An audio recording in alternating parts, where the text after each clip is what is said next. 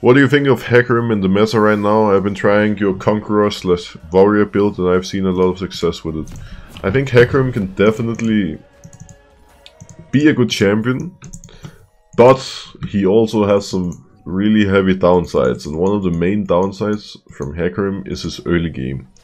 Hecarim is very useless early game. And you know, sometimes this can get really abused. Other than that, I'm not even sure if I'm doing the right thing playing Hecarim with Ghost, because while Ghost feels pretty good in the later stages of the game, actually not having Flash in early game feels really bad not having Flash as a jungler. Like you saw, for example, last game, level 1, I was covering here, and they run around this wall and just hook me with Blitzcrank, because, you know, I couldn't do anything. I was a bit too far up and I didn't have Flash, so I just died. So I think for early game, for example, having Ghost is not the nicest, but I think you kind of need it as Hecarim. We had a $3 donation from I am Blackichan with the message, does having an... Wait, what does it say? Does having 144Hz monitor make a difference? If so, what? Well, it does make a pretty big difference if you are used to it, I think. For example, for me right now, it makes a huge difference whether I play on a 144 Hertz or a 60 Hertz monitor, as an example. Because when I play on a 60 Hertz monitor, I don't know how to describe it, but you know, it's just less smooth and it feels like I'm kind of lagging in a way. And then when I play on 144, which I'm used to, it just feels better, it feels cleaner. So I don't think you can go from having a monitor with high hertz to lower, but at the same time, if you're used to playing on a 60 Hz monitor, then I don't think there's anything wrong. It really doesn't matter. For example, for me, you know, before I joined Fnatic, I always played on a 60 Hz monitor at home. I always played on 60 Hz. And it was first when I actually tried having a 144 Hz monitor that, you know, it was kind of tricky going back again. So yeah, like to get the full gaming experience, I think having a 144 Hz is pretty huge. It does make a big difference, and it just makes everything smoother. It makes everything look better. But at the same time, if you have a 60 Hz monitor and you've never tried 144, then it's not necessarily an issue. It's just once you actually get used to playing on 144 Hz, then it's kind of hard to go back to 60 afterwards. How big is the difference between High Challenger and LCS level?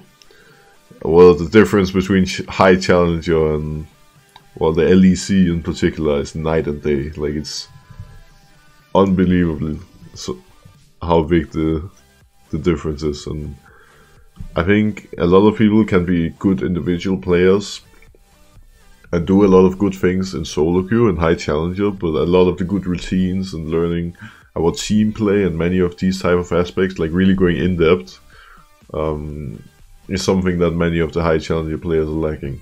I think you can be a really good player.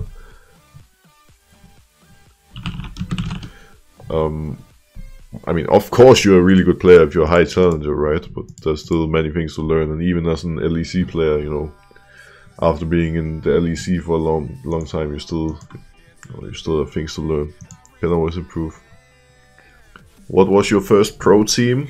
Well, my first pro team was Fnatic, but I did play for Tricked Esports in Denmark, which was a semi-pro team, I guess, where I played with some fellow Danish players, and we won a lot of tournaments around Denmark. We even went to Norway to play in the Ragnarok tournament, which was like the Nordic tournament, the Nordic scene back then, and won that too. So that was my first big experience, I guess, playing with like playing in a team and trying to travel around and play in bigger tournaments. But yeah, my first, you know, really big team, or like my breakthrough, if you can put it that way, was Fnatic. Guys, is it fair that one of the teams that get to grand final of playoffs only get 1 day to prepare for it, while the other team gets a full week? Well, that one comment is very wrong, because the other team doesn't get a full week to prepare for a specific team. The thing is, the team of Origin and G2 that wins and gets to the final. Like, sure, they're in the final already, but they don't know before Saturday either who they're facing, right? Like, let's say we go all the way. Let's say we play Origin in the second final, or in the semi-final, I mean. You know, G2 doesn't know before the Saturday either who they're going to play in the final, right? So sure, they can prepare for both us and for Origin in that case, but they don't know for sure until Saturday either. And if we make it to Rotterdam, you know, same thing. Like, of course, you know, if we're in the semi-final, we have to take it one step at a time. So we would prepare by far the most for the team that made semis that we're going up against. But at the same time, you know, we could also prepare a little bit for both the team that we're playing in semis, but also for the team we're playing in the final. So in that sense, I don't really think it's